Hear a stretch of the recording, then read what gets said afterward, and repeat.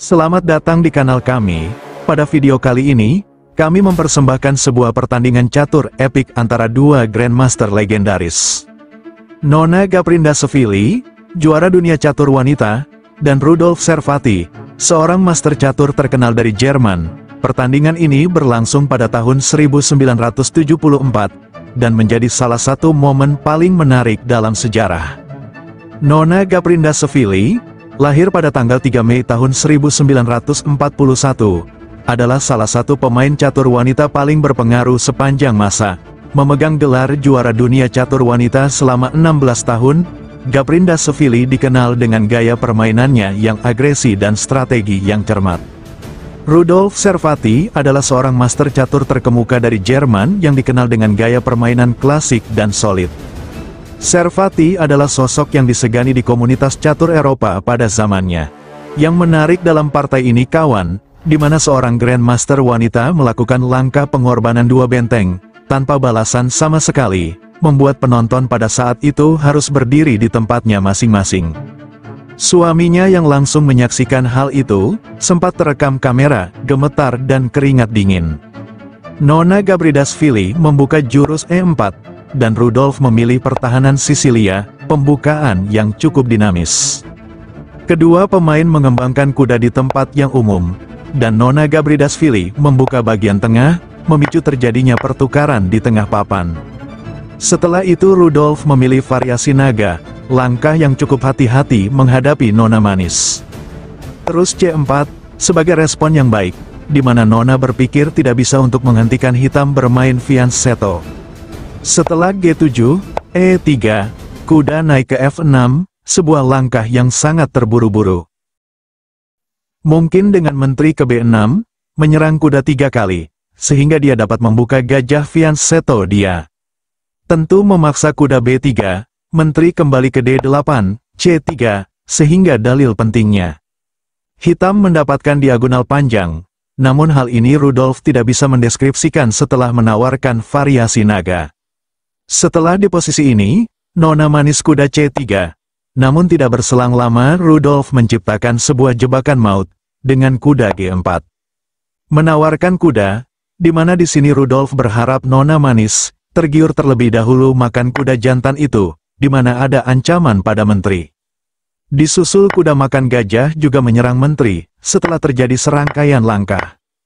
Permasalahannya sekarang, hitam memiliki sepasang gajah, sehingga hitam sedikit lebih unggul, namun tidak sesuai harapan Rudolf, karena Nona manis telah melihat hal itu jauh sebelumnya.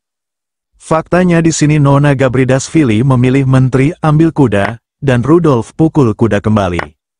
Untuk sekian kalinya, Nona menyadari jika dia pukul kuda akan menguntungkan bagi pria yang berkumis ini, karena gajah fianchetto dia berada di tempat yang sangat ideal.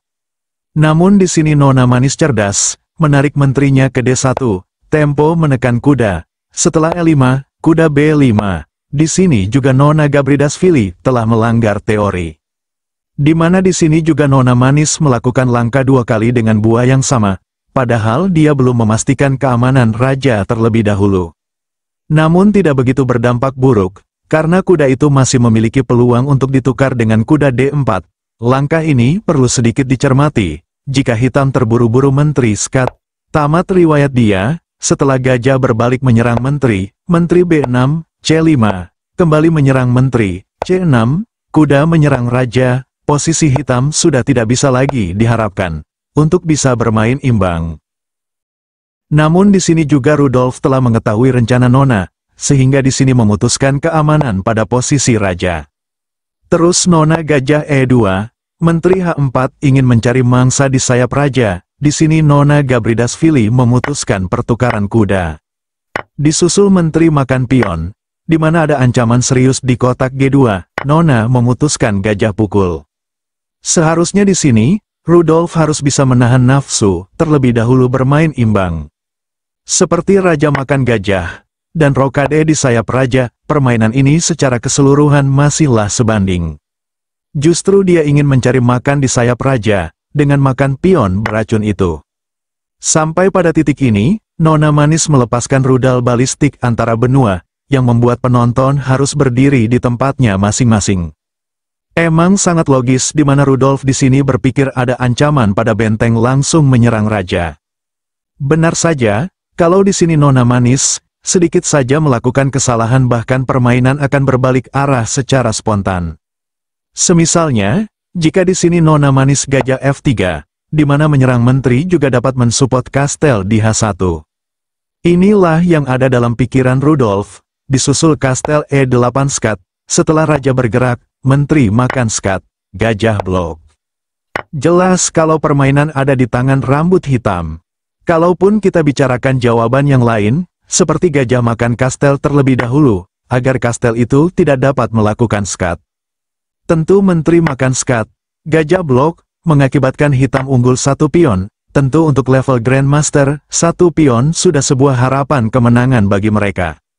Nah, jadi bagaimana solusi Nona Gabridashvili? Setelah melihat situasi di atas papan, Nona meneruskan menteri D4, sebuah langkah yang sangat manis daripada secangkir kopi. Tidak melindungi ancaman pada benteng, membuat dunia gempar pada saat itu.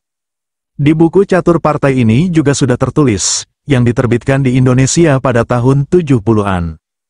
Buku itu juga sangat digemari pada saat itu, cilik 1 sampai cilik 3, kalau Anda pemain lama, yang sudah berumur pasti sudah pernah baca buku itu. Tanpa berpikir panjang, Rudolf langsung tangkap benteng yang sangat berbisa, di mana ada ancaman skatmat. Sampai pada puncaknya kembali Nona Gabridashvili, tidak memilih gajah blok, karena membuat kastel dapat melakukan skat.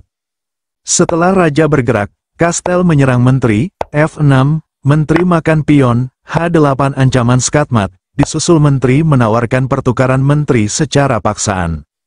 Hal itu telah diketahui oleh Nona Gabridashvili, kalau itu hanya membuat dia masuk dalam sebuah jebakan konyol. Namun pada fakta yang sebenarnya, lari dari semua perhitungan Rudolf.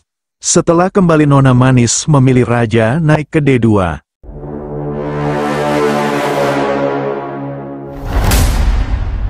Membuat suaminya harus gemetar dan keringat dingin pada saat itu, di tengah penonton yang berjumlah 6.000 orang pada saat itu. Di sini Rudolf sudah mulai mengeluarkan gigi bonengnya, dengan wajah ceria, melihat para pendukungnya juga menatap dirinya. Namun, dalam waktu singkat setelah langkah ke-17, Nona Gabridashvili memilih menteri F6, sebuah langkah kunci. Tidak bisa dihindari beberapa langkah lagi Raja Rudolf akan dieksekusi mati. Sedangkan menteri telah terpojok di kotak A1 untuk mencari makan, sehingga menteri tidak bisa kembali. Memberikan pertolongan cepat pada posisi raja, sekarang ini yang sudah dalam keadaan kritis.